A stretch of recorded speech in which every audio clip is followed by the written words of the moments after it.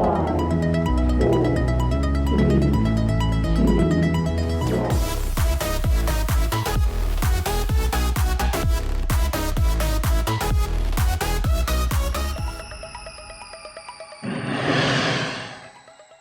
Hello, everybody. Welcome back to the Fitter and Faster Coaches Corner. As always, I'm your host, Mike Murray.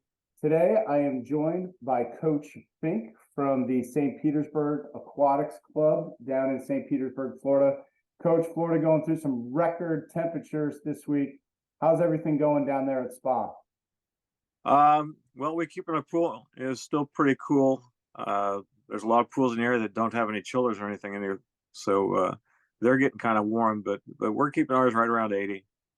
I love that pool. One of my favorite training trips of all time was to that pool, and we always have a great time when we're down there in St. Pete. Coach, congratulations on being named an ASCA and Fitter and Faster top 10 finalist for the Age Group Coach of the Year. This is something that you have done before, and we are so thrilled to be able to celebrate that with you this year, and we wish you all the best of luck as we narrow down the last few candidates. Talk to us a little bit about your background in swimming, how you got involved in the sport, and how important it is to you and your family. Okay, well, I came to swimming probably in an unusual way for most coaches in that I was not a swimmer. I have 3 kids, one of which is now well known. But I had three kids, and my wife was a swimmer in college. She swam at Ball State University in Indiana. And so when I got married, my father-in-law said, if you ever want to see her, you're going to have to go to the pool and swim. And so that's what I did. I did some masters swimming for a little while. And then, the kids got into the swimming. And so I was taking them back and forth to practices. And we're about, 35, 45 minutes away from the pool. So it didn't make any sense for me to drive back home, drive back down, drive back home. So I would stay and watch practices for a while. And the spa is divided up into 3 major groups. There's the senior 1 group, that's the older kids, that's the high school age and college kids who come back for the summer. There's a senior 2 group, and that's anywhere from 8 to 17, and that's the group that I coach right now. And then we have a junior group, which is basically 8 and unders, 10 and unders. And the senior 2 coach left, and Coach Fred Lewis, the head coach, asked me one day on deck if I wanted to try coaching, and I said, well, I'll give it a shot. And that was, I think, 8 years ago. And so I've been on the deck ever since. That's fantastic. And, what's so neat about our sport is opportunities like that present themselves. And one of the other neat things about our sport, Coach, is that, the swimming world is a relatively small world. My stepdaughter and your daughters were teammates at both Florida and NC State. And Yep. Now we're here and we get to talk swimming together. And how fortunate for you to be at a place with your kids where you have somebody like Fred Lewis. And one of the things that's always impressed me about Coach is that anytime I was down there training, I used to ask him if I could watch a couple of his practices, and then I watch him dive in and swim his own workout. Yeah, he does do that whenever he gets a chance. After we pull the lane ropes back to a short course, he usually tries to get in his 2,000 or whatever it is that he swims right after practice. What a great example of lifelong health and fitness. And I know that that's an important part of the SPA program. Now, Coach, when we talk about developing age group athletes, what are some of your philosophies that you put in place with your team?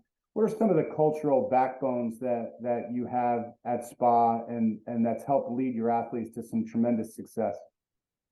Well, first of all,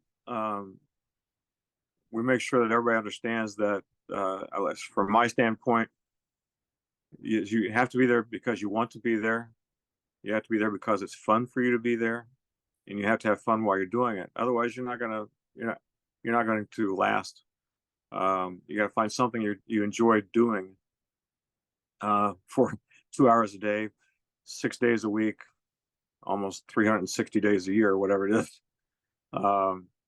staring at a black line at the bottom of the pool is not necessarily the most interesting part of swimming. So you've got to have fun doing it. You got to have good teammates. Uh, you know, the way we're divided up, like I said, we're senior one, senior two, and then junior group, and you grow through the program.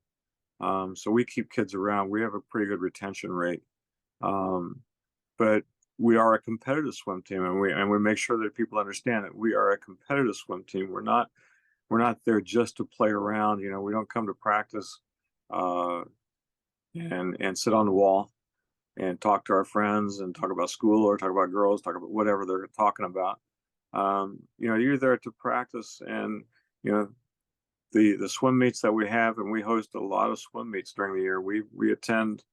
I think the last count I had, we host about 12 swim meets a year, and so we make sure that tell them that's the fun part.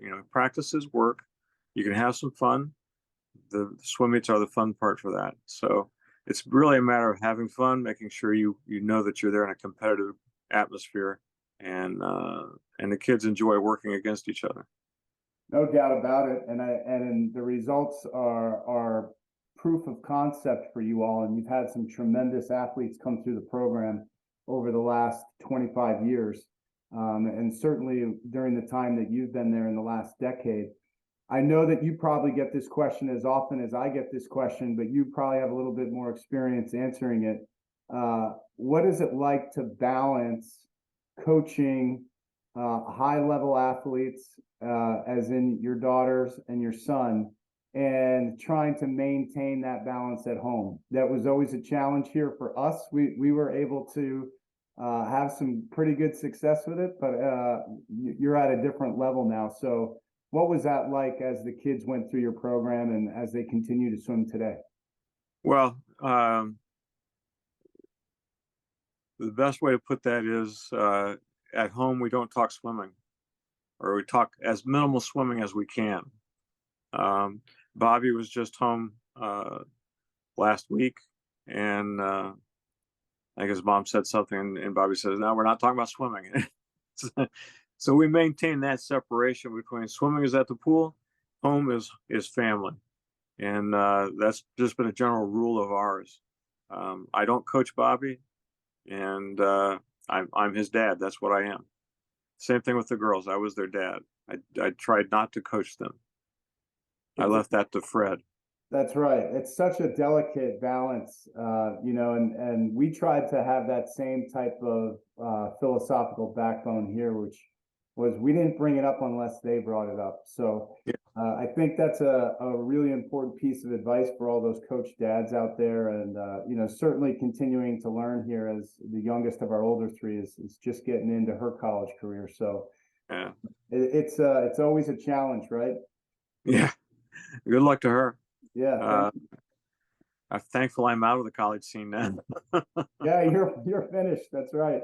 Yeah, we still have a ways to go with a 9 and 11-year-old here too. So we got a lot of work left. But one of the things, Coach, that I wanted to ask you was, SPA has famously been known for having great 400 IMers, having great 200s of stroke, having great distance swimmers, and Coach Lewis's background has kind of led towards that. You guys have also had some great sprinters come through the program. So talk to us a little bit about your training philosophy at SPA. Well, I summer, my middle daughter was at the national camp 10 years ago, or a little more than 10 years ago. And Jack Roach gave a talk to the group, and it's on YouTube.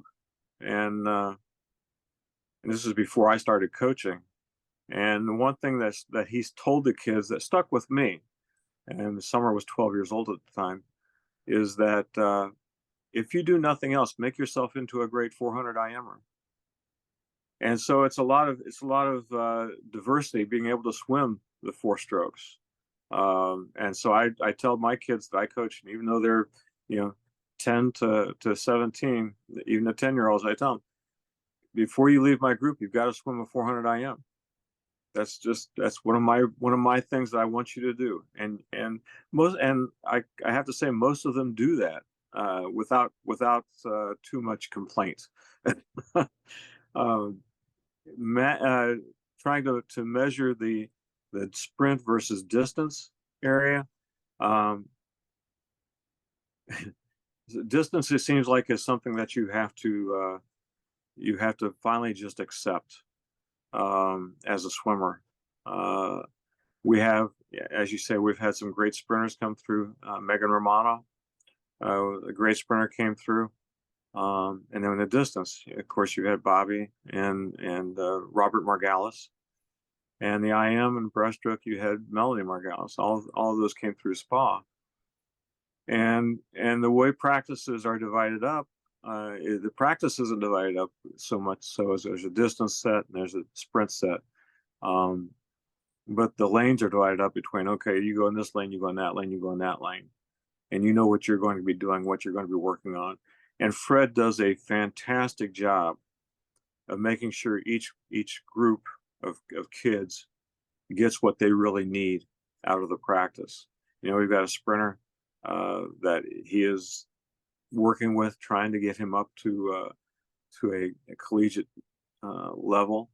I think he's a junior in high school right now, and works with him tirelessly. The same way he does with Brinkley Hansen and Sawyer Hansen. I don't know if you know the Hansen kids. Yep. All four of them: Carrington, Brinkley, Sawyer, and Suddy. I have Suddy in my group, and Sawyer. I have Sawyer and Suddy in my group. The way we work with those guys, because they're distance mainly. Well, Brinkley is distance. Carrington is backstroke. Sawyer is whatever he decides to want to swim. He'll do great at it no matter what. And so we make sure that each kid, that we know what their interest lies in, they find their interest. We don't force them into something. Mm-hmm. You know, we don't say, okay, you're going to be a breaststroke or you're going to be, and the same thing as parents. We don't. Summer, when she was an 8 and under, she was a butterflyer. That's what she wanted to do. Well, she turned into a 400 IM and distance kid when she got to high school and college. You never know what they're going to do. So we don't force kids into a mold. They get to find themselves in the pool, what they're good at, what they want to do, what they enjoy doing. That's the philosophy, basically. And it's obviously, again, proof of concept with all of those athletes that you mentioned. Certainly the Margalis is some of the most versatile athletes during my time as a coach. That's so fun to watch their progression over the years. Talk to us, Coach, about why kicking is so important for age swimming and the type of kick sets that you do with your group. This is kind of interesting because we have kids come in and visit from other club teams, you know, during the summer or during Christmas or whatever. And a lot of them are not used to the amount of kicking that we do. And, you know, from my standpoint, since this is all I've ever known, we don't do a whole lot of kicking, you know. But if you watch swimmers today, and I have an advantage over others because I can point to my son. Mm-hmm. I can say he's swimming a mile and he's doing a 4-6 beat kick for a mile. Okay, I'm asking you kids to do it for a 50 or 100 or a 200. We rarely have any sets that are repeat 200 kick or something like that. We don't do that. We do repeat 100s, repeat 75s, repeat 50s. And in some cases, like now, we're doing some 25s, but kick on your side. So the kicking is different all throughout. We do backstroke kicking right now. We're working on rotating the shoulders, but this is with a kick set. Kicking on your side, fly and freestyle kick on your side, all those different things that work into it. Kicking is, you know, they call it the fifth stroke, and it really is. I mean, you just watch the guys who are and girls who are successful these days, and they are the ones who are doing the kicking throughout the whole race.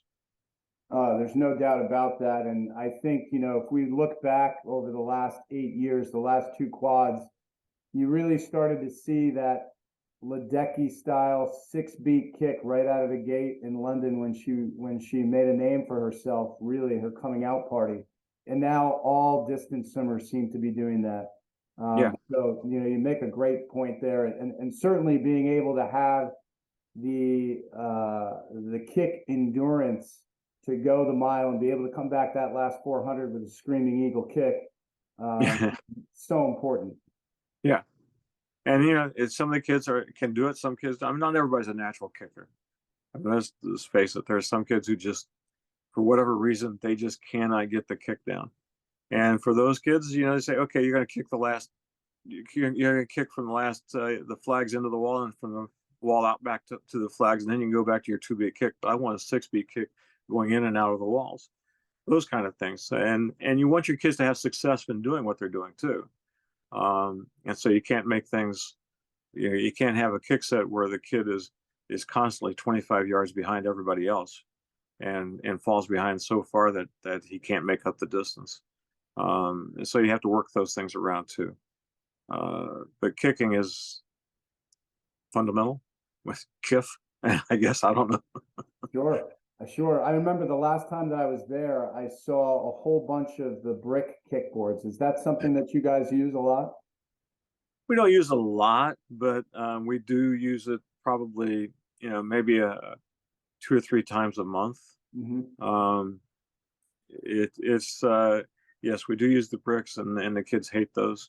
But that's how you know it's good for them. Exactly.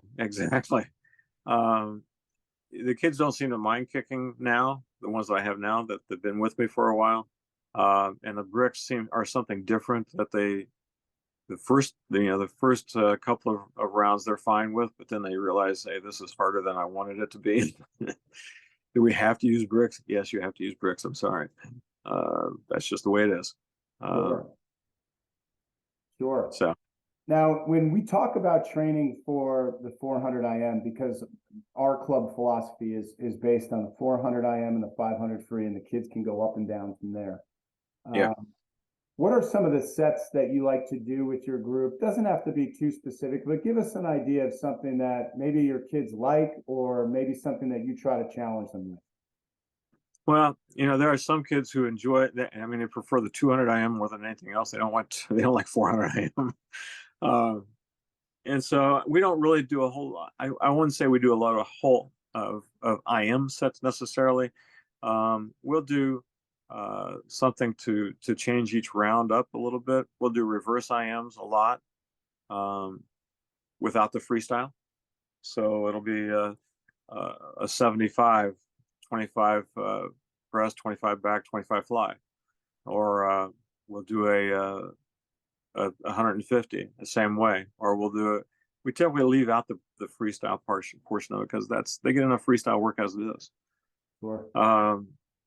The biggest thing about IM work that I'm finding anyway is not a matter of the strokes itself, because those you can do lots of sets with breaststroke, lots of sets of fly, lots of backstroke sets, but doing the transitions and getting quick transitions between the strokes, that's a huge thing that I'm trying to work with the kids on, and that we're trying to work with the kids on. When you're doing a back to breast turn, everybody used to do the open turn, touch on your back, turn around, look, and go, and we're trying to get them into the crossover turn at a younger age. Yeah. Gotta do it this day and age. Yeah, you can't go around it. And a backstroke, I have a lot of kids on the breaststroke.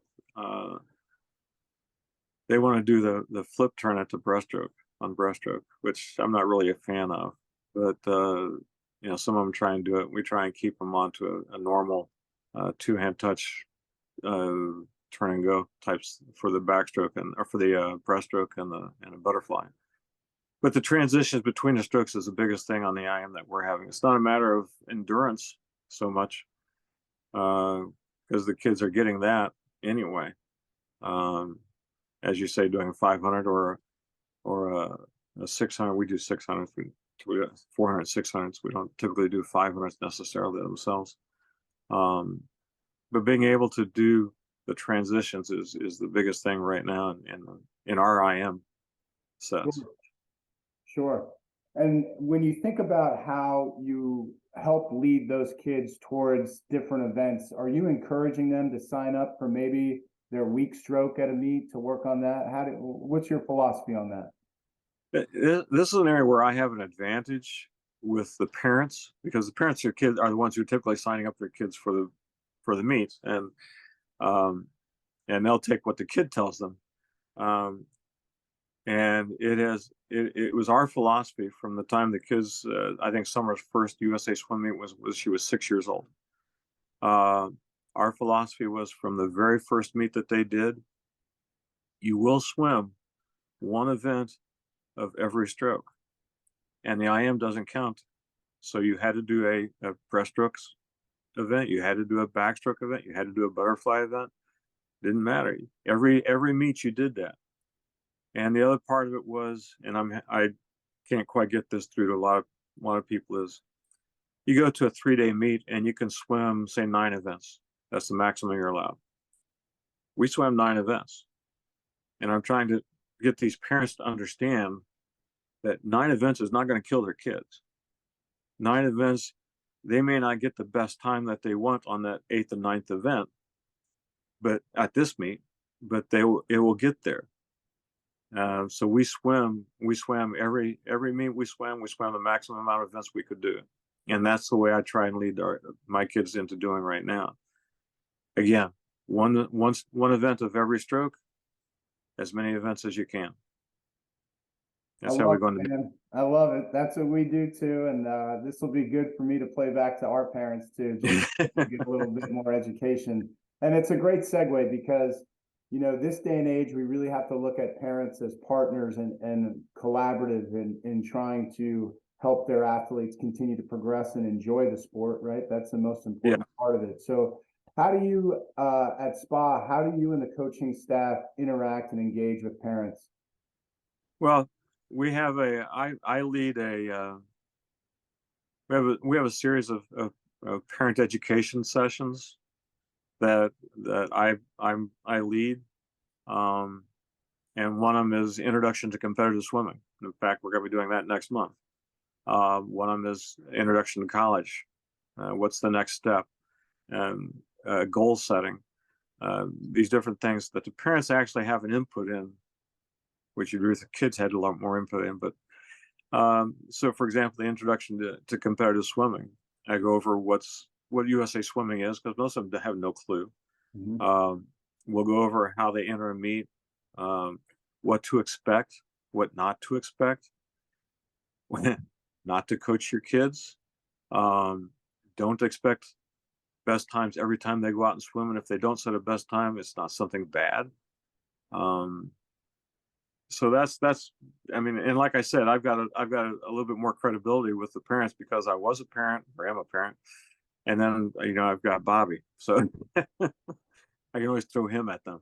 But yeah, it's a matter of getting them to understand what they can expect, what they can't expect. Also, the fact that they're going to have to sacrifice. I tell people that the last vacation that we took was when Bobby was 4 years old, and we went to Hawaii for 10 days. And that was that would have been in 2003, 2004, I guess it was. And I tell them that was the last vacation we took. All our other vacations were going to swim meets. Right. When they started making national cuts, they got to go out to California. They got to go up to New York. They got to go different places. And it's funny because I asked Melanie Margalis the same thing when she was giving a talk to the parents a few years ago, and I brought up the question in front of the parents: "Did you guys take vacations?" No, we didn't take vacations. It was we give the kids 10 days after their last championship meet of the season of the summer. So we're just actually coming back from that right now, and that's the time we try and gear them towards taking their vacations. Rarely works, but the school system screwed us up there because now they start school on August 1st or whatever down here, and it kind of messes that up. But we had to tell them, you're going to have to sacrifice, and your siblings are going to have to sacrifice. Grandparents are going to have to sacrifice. It's everybody. It's not just the kid doing things. You're going to give up things that, maybe you want to have a birthday party, or you maybe want to do an overnighter with somebody, and I'm sorry, you got morning practice the next day, and that's just not going to work. or if they're going out of town for some reason. We had a kid who goes out to Colorado every summer for 2 months. And as long as he's out there, as long as he finds a pool and a swim team that he can swim with when he's out there, then that's fine. And the kids who take day vacations, we try and stress to them, find someplace where you can swim while you're there. But yeah, it's a matter of sacrifice. Parents have to sacrifice, kids have to sacrifice. And we try and get that through to the parents through these sessions that we hold.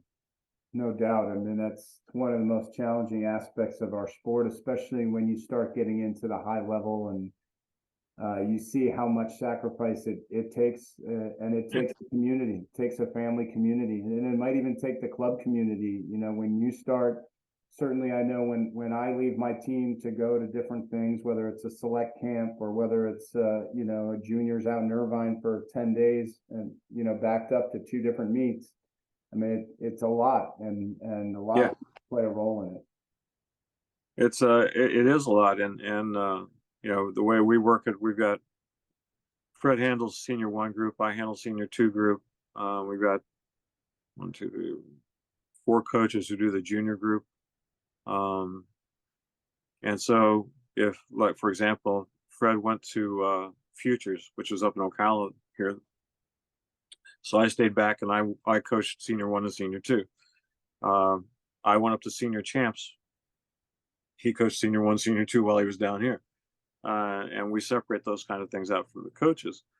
And parents don't seem to understand that. You know, they'll ask, are you going to this? Are you going to that? Are you going to this? Well, I've got to stay back and coach. I'm sorry. I've got to do this. I got to do that.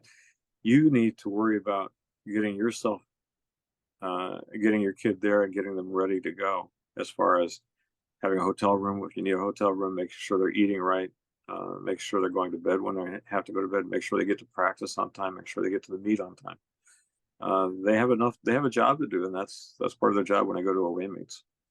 Oh, no doubt about it. Hey, are you familiar with the term getting finked? Just a little bit, yeah. Fred My uses it quite a bit now. It's my athletes. They say it at practice. They say it at meets. Everybody seems to talk about it, especially the last 50. You know, 25 plus coming home. Pretty remarkable. I have to laugh every time, because in practice, we'll do a set where and Fred will tell him, he says, you have to think that last 50, or you have to think that last 25. And I'm standing over to the other side with my group. I'm just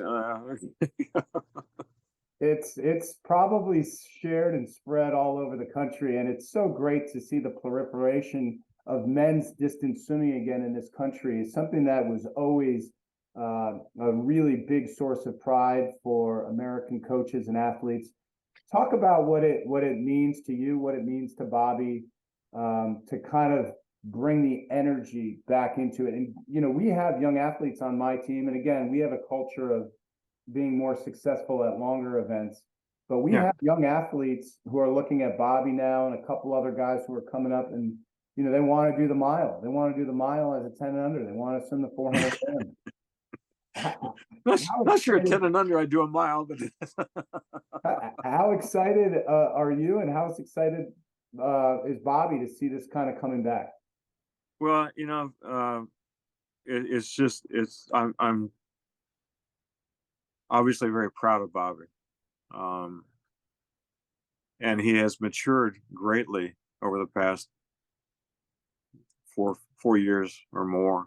I mean, he made his first World's team in 2017 when he was 17 years old, and so he's grown up a lot in that time frame. I think he, you know, I'm speaking for him now. I think he is just as excited about the development of distance swimming, not just in the U.S. but across the world as well.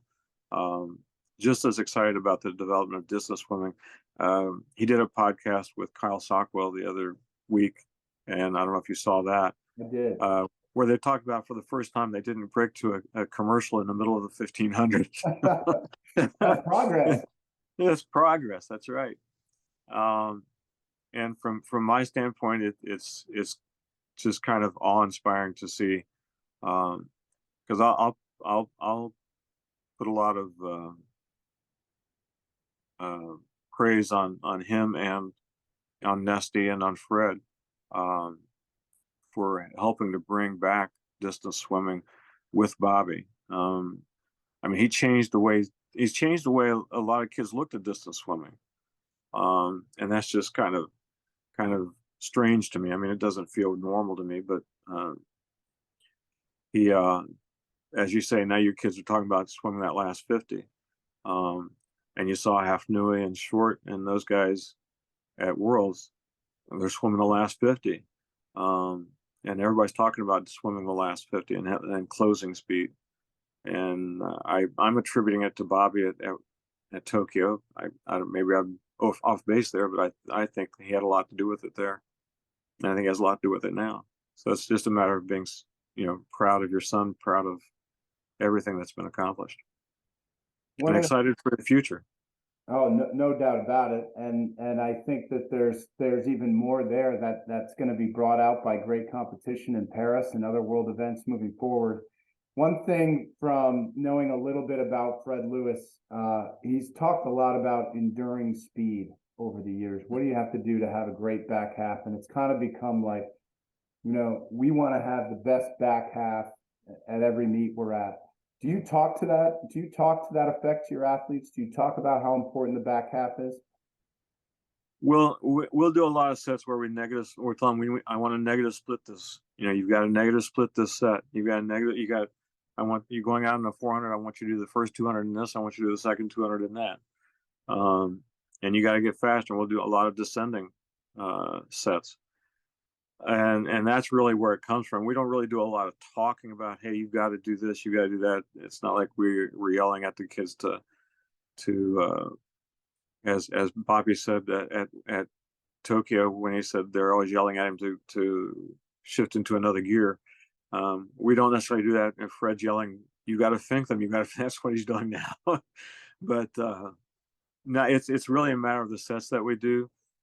Descending and negative splitting that we do a lot of negative splitting.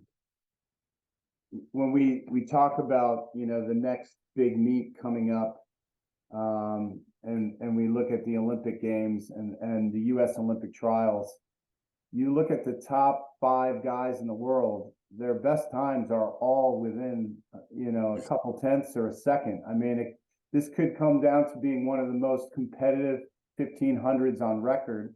And I think, we might see 3 or 4 under 1430. What about you? I have my own predictions that I'll keep to myself. But yeah, I think that the 1500 and the 800 to a lesser extent, maybe, I don't know if this should be a lesser extent, are really the 2 races to watch in Paris. I mean, those are the 2 that are going to be the most exciting races, I think, anyway. And I'm not just saying that just because my son swims those events. It's because, like you said, you got Whiffen, you got Short, you got Halfnui, you got Welbrock, you got Romanchuk, you got Polfineri still there, you got Bobby, you got all these guys, and any one of them can win the gold. I mean, there's not going to be a favorite among them, I don't believe. As far as being under 1430. There will be, I'll give you this much of a prediction. There will be 4 guys under 1430. I'm just saying there will be. I'm not going to say who the 4 are, but there will be 4 guys under 1430. Well, I'm hoping that the one that goes the fastest has an American flag on their cap. Well, yeah, absolutely. But hey, like he said after the mile at Worlds, 1431 looking up and you got second. And Bobby doesn't like to lose. And he'll tell you that. He says, I don't like to lose. The time was a good time and it was a time to be proud of, but it stings a little that I still lost. And so he doesn't like to lose. So we'll see what happens. None of those great ones do. And it's a great bridge to this question, Coach. You've had 2 daughters who excelled at a really high national level, and Bobby, what are some of the things that you've noticed about your children? And it's hard to speak candidly because they're your children and you always will build them up. But what are some of the things about your kids that separated them from maybe other athletes that you see? And it doesn't have to be a result of any sort of parenting style, but what did you notice about your kids that helped elevate them to the next level in our sport?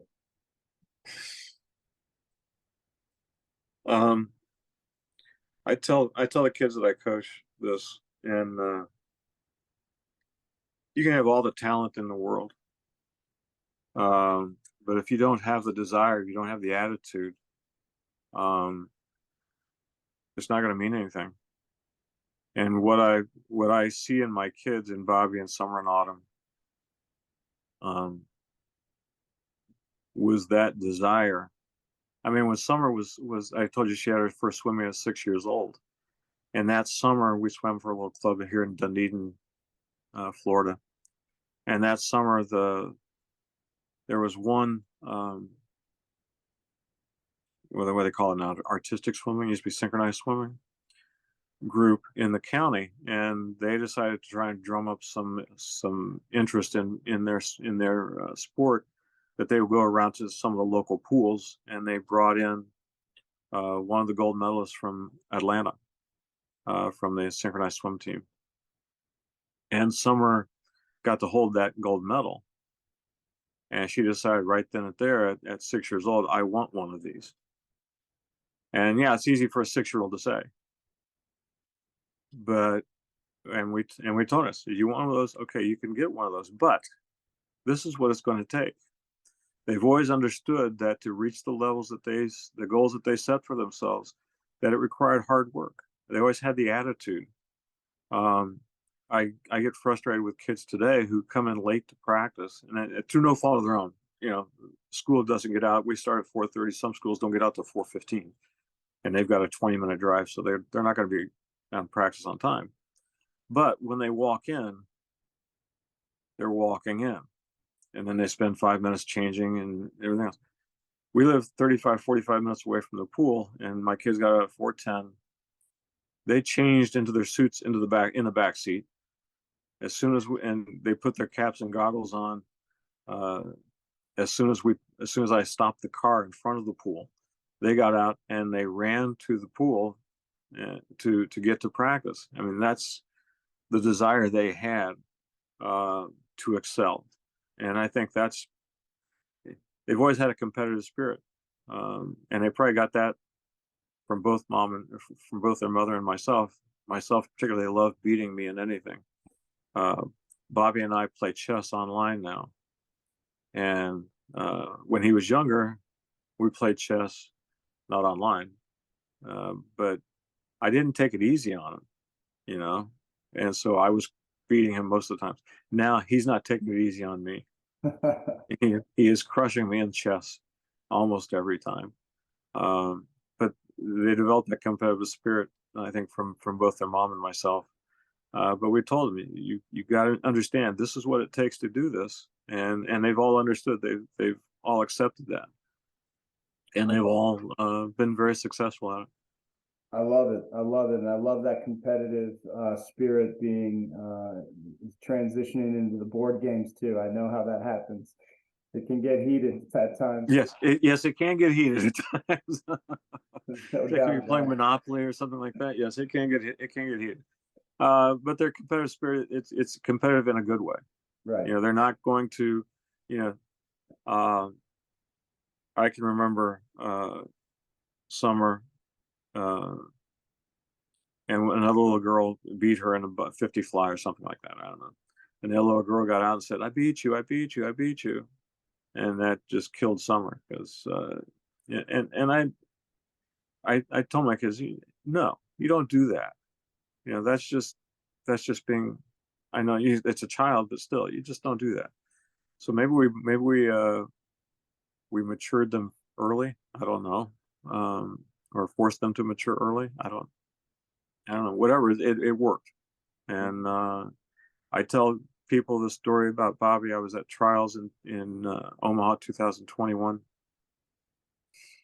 and I was down looking at videos of the races, and Brennan Gravely, who's on the Florida team, was down there with Kieran Smith, and I had never met Brennan before, and he introduced himself, and he said, you know, he adores Bobby, looks up to Bobby, and he's a great swimmer. But then he said something that really made me more proud. And he said, but the better thing is he's a great person. And so, you know, we can have competitiveness and we can have everything else, but you got to be a great person as well. And that's the most important part. And I've told that in interviews before. It's not a matter of how fast you swim. It's a matter of what kind of person you are. Because swimming career, and I tell the kids, your swimming career is going to be what, 10, 15 years, maybe, if you're lucky. How old are you going to be? You know, how long are you going to live? If you live to be 85 and your swimming career is over 25, you've got 60 years that you've got to fill in, and you've got to be some kind of person at that during those 60 years. What kind of person you decide you're going to be, that's what makes those 60 years worth living. Man, that's going to be the first clip that we take out of this video. So appreciate your time today, Coach, and so looking forward to meeting you in person once we get to trials next year. That'll be super fun. And you know, Yep. I'm really excited for you, excited for your family. It's been a great journey to watch. What's the one thing that you're most excited about for our sport moving forward? I really want to see the sport grow from a I get frustrated right now with the local talk sports show on radio that I listen to on my way down to the pool and back, because all they ever talk about is the Rays and the Bucks. You know, baseball and football. That's it. 24 hours a day, Rays and football. Right? Baseball, football, baseball, football. They didn't say anything about worlds or anything like that. I'm looking forward to the time where we're going to have some national coverage or even local coverage. This is a local radio station, and you know, Bobby just said 2 American records, and there was no mention of that at all. I'm looking forward to a point. I think we can get to there. I think we're getting there, since they didn't show any commercials during the 1500. That I'm think we're getting to a point where maybe national sports and maybe local sports will start picking up on other things besides the big three. You know, baseball, football, and basketball, and start picking up some of the Olympic sports, because I think that's where most of the kids that how many pro football players are there? How many pro basketball players are there? And versus how many people's and you can't keep playing football into your 40s and 50s and 60s. I'm sorry, you ain't going to. No. You can do baseball maybe. We have the kids and Cubs group down here, and those are all men over 85 or something like that play baseball, softball, whatever it is. But swimming, you get into masters. You just had Masters Nationals just a few weeks ago. And swimming is something that you do for the whole life. It's not something you do for those 10, 15 years and then you're done with it. So I think we're going to start getting some recognition of the sports that you can do those things with. And swimming is on top of that list. Well, Coach, thank you so much for the time today. Looking forward to getting this out this afternoon, this episode, and we'll be sharing it across all of our platforms on Fitter and Faster. And certainly on behalf of ASCA and the Fitter and Faster swim camps, thank you for your time today. I appreciate it. You guys have a good day. Good luck to your team. Good luck to your daughters. Thank you.